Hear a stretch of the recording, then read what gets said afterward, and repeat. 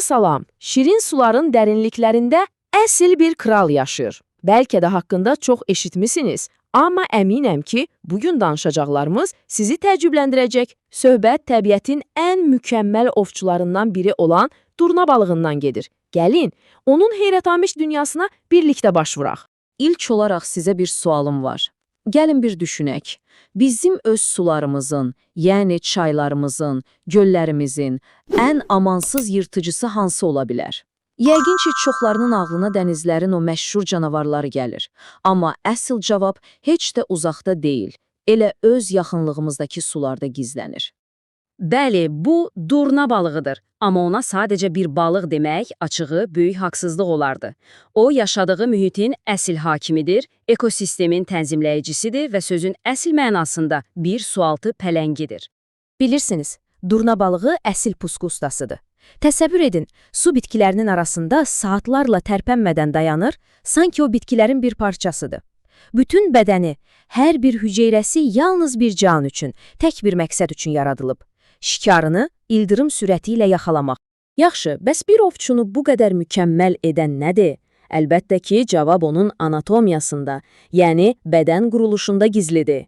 Gəlin durna balığının bu ölümcül dizaynının sirlərini birlikdə açaq. Baxın, onun kamuflajı nə qədər mükəmməldir.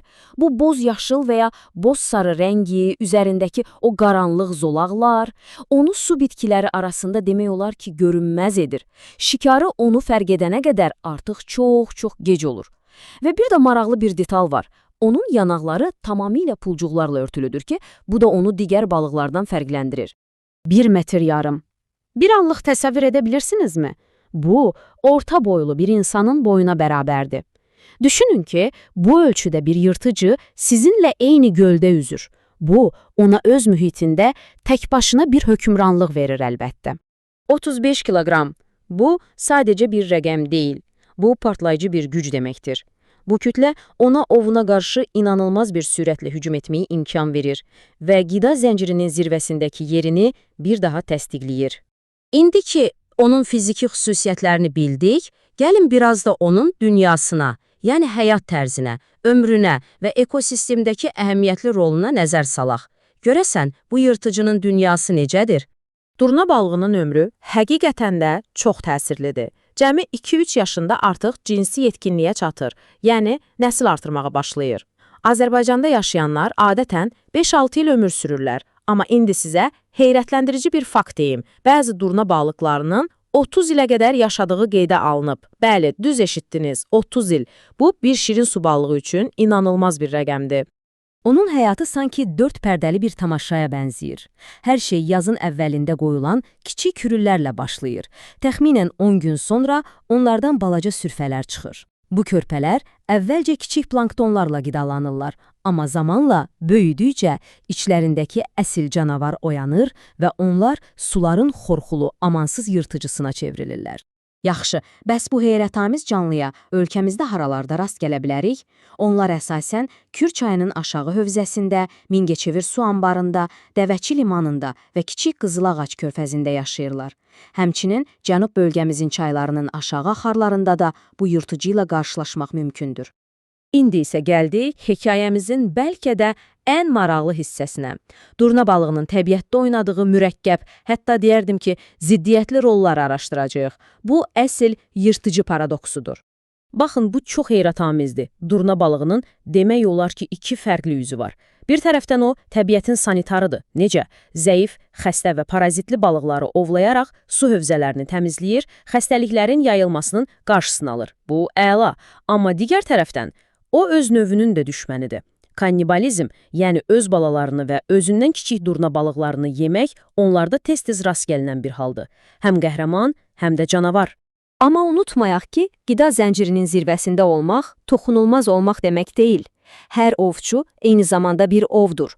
Su altında ondan daha böyük yırtıcı balıqlar, səmada balıq yeyən quşlar və əlbəttə ki, ən böyük təhlükə olan biz, yəni insanlar.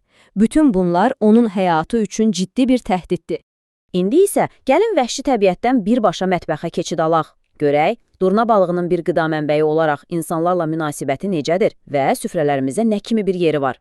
Əgər sağlam qidalanmağa çalışırsınızsa, durna balığı sizin üçün əsl tapıntıdır. Tərkibinə baxın. Bol miqdarda zulal, amma yağ demək olar ki, yoxdur. Cəmi 1%. Bu onu həm idmançılar, həm də pəhriz saxlayanlar üçün ideal bir seçim edir. Və ən yaxşısı nədir bilirsiniz? Kalorisi. 100 qramında cəmi 84 kilokalori var.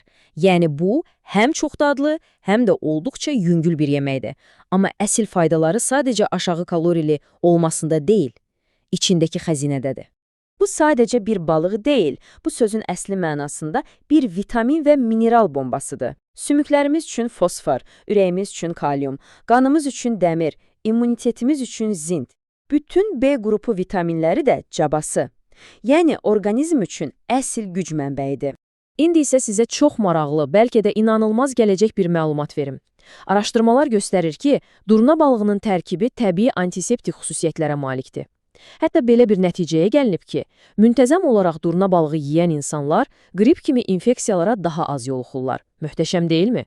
Yəni, onun ləzzəti yeni kəşf olunmuyub. Hələ qədim Romalılar, orta əsrlərdə ingilislər və hər zaman zövqünə düşkün olan fransızlar üçün durna balığı sevimli bir taam olub.